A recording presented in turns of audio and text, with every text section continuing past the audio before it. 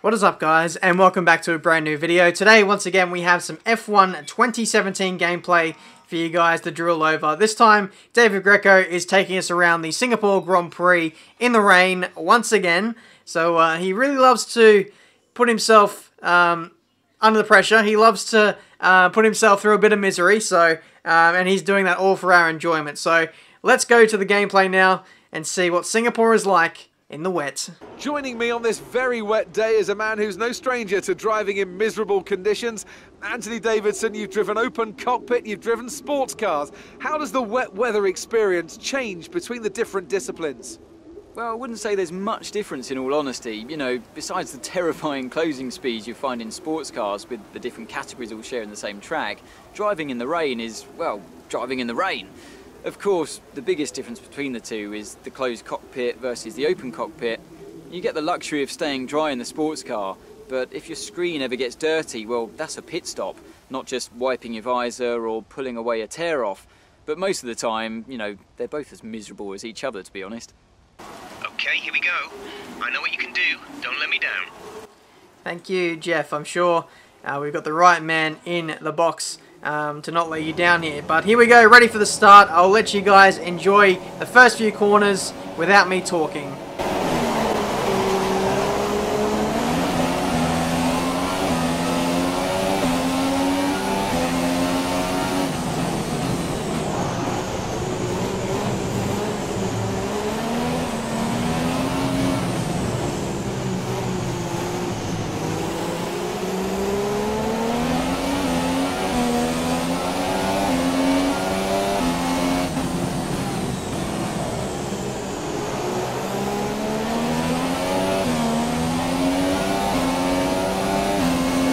So a pretty respectable start so far for David Greco. He's actually running side by side with the Force India of Esteban Ocon, who actually manages to re-overtake him in a straight line there. Made up 4 positions originally before Ocon got him back, but he's going to have to get his head down now in this McLaren Honda, which is going to be very, very slow. And this is going to be a good indication for us, for you, for me, to see what it's going to be like in a McLaren Honda on ultimate difficulty, because these are going to be the same conditions I'm going to be running with in career mode.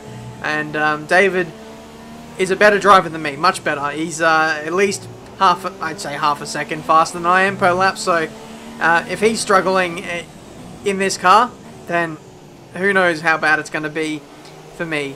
But either way, heavy rain. You really have to look after the rear tyres in this. Singapore in the rain, it always feels so hard to be quick around here. You have to be so delicate with the application of the throttle. I'd assume that it might be a little bit easier this year with the wider tyres and just better mechanical grip overall in these cars, but the 2016 was a real handful, and I expect it to not be too much different on this game. Going through the third sector now, and this is going to be where David and his McLaren Honda are really going to shine. This is where he needs to make all the opportunities happen, because McLaren Honda is not fast in a straight line. He's going to have to do all of his work in the corners, and pretty much hope that some of the AI cars battle and lose a lot of time, and if there's any positions to be found through squabbling, then David is going to make the most of that potentially. But yeah, 15 lap race, 25%. Normally these 25% races go by pretty quickly, but when it's Singapore in the heavy rain, these races really do drag on for a very long time. So it's going to be very testing on the old consistency and just concentration levels, because I'm assuming that he's running with heavy damage, full damage as well, or at least simulation or full damage. So any kind of slip up and David will be in a whole world of peril. And I take it that Dave is pretty hardcore, and I don't think he'd be the kind of guy to take any flashbacks or anything like that, so he'll want to do this all in one take. Sebastian Vettel sets the fastest lap of the Grand Prix, 1 minute 59.7. We'll get an indication of what David's pace is when he comes around to... no, I edited that out, my apologies. I'm just post-comming this, I'm not live reacting to it, I've already edited it, but David sets a 2 minute 3.4, so some 4 seconds off the pace of Sebastian Vettel. Well, I'm sure once David gets some clear air and gets into a flow of things, I'm pretty sure that pace is going to be a little bit more comparable to the likes of Sebastian Vettel's Ferrari. In terms of my own gameplay, I've just got confirmation today that I am free to upload my footage that I captured in Sydney. That'll be coming on Thursday, so stay tuned for the channel. Keep an eye out sometime in the afternoon in the UK time. Just follow me on Twitter, and I'll give you guys an exact time of when that gameplay will come out. And when it does come out, there will be plenty of it. So make sure you subscribe to the channel as well to make sure you don't miss any of that gameplay. But coming back to this race now, Dave is looking pretty settled in P15 now. He's finding his rhythm 5 laps in, and he's actually catching the cars ahead. Whereas in other gameplay videos, we've seen that, you know, cars ahead have kind of been streaking away, and he hasn't been as competitive, say, in the Renault that he drove in, but in the McLaren Honda, he looks pretty pacey, it must be said.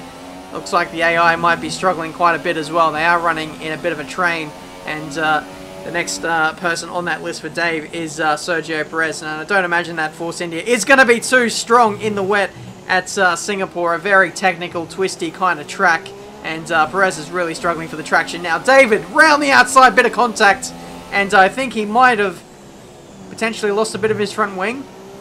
There was definite contact there, but depending on the level of damage that he has enabled for this gameplay, that might be harming him in terms of how fast he can run in the corners, but looks like he might have got away with that as he continues his march up the order, currently in P14. Yeah, I think if he would have lost a bit of his front wing, he would really be struggling at a track like this. When it rains, it always helps to have a lot of downforce on board on the car. It just helps generate more heat in the tyres, and it just makes you that much more pacier in the wet. But here we go, up the inside of Sainz. He leaves the space, and that's another position gain for David Greco. In the most uncompetitive car, he's actually finding a way to make his way through the field. That was a bit cheeky, really just placing the car on the apex, and Kevin Magnussen just stepped to the side and said, hey, here's a free position. There you go, son. And now he's only one spot away from a points-paying position.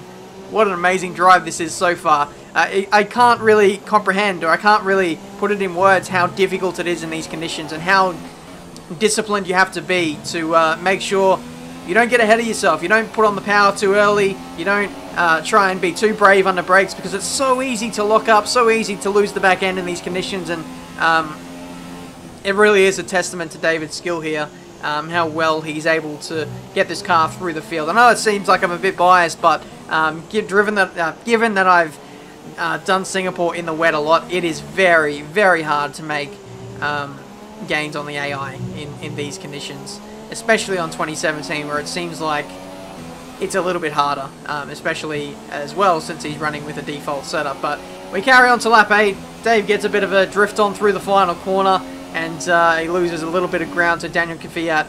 Like I said, not much momentum being carried into the straights. He's having to do everything on the exits of corners, and he gets on the power nice and early there, really smooth, controls the slide beautifully, and he might, not quite, almost go for a move up the inside there. He's really strong out of turn 2, and he's really playing that into his advantage. But now you follow on board in the slipstream of Kvyat. You can even see he's just losing margin down the straights, even though he's in rich revs, even though he's in the slipstream. That Toro Rosso was just pulling away, but thankfully enough, Dave was close enough to stick behind him and just dive into the left-hander at the start of the second sector. Sergio Perez is out of the Grand Prix. He was struggling earlier, and now his woes have just got even worse. So yeah, that's him out. We're down to 17 runners, which is quite interesting. I wonder if safety car has been turned off, because that's a lot of people to lose in a very short race and then not have anything come of that. But either way, Dave is working away on Nico Hülkenberg here on the Renault. This is going to be a spot inside the top 9 here, and I wonder if he's going to try the same move that he's tried for the majority of this race. It's been a really good hunting ground, this turn 2-3 section. And here we go, 3rd gear.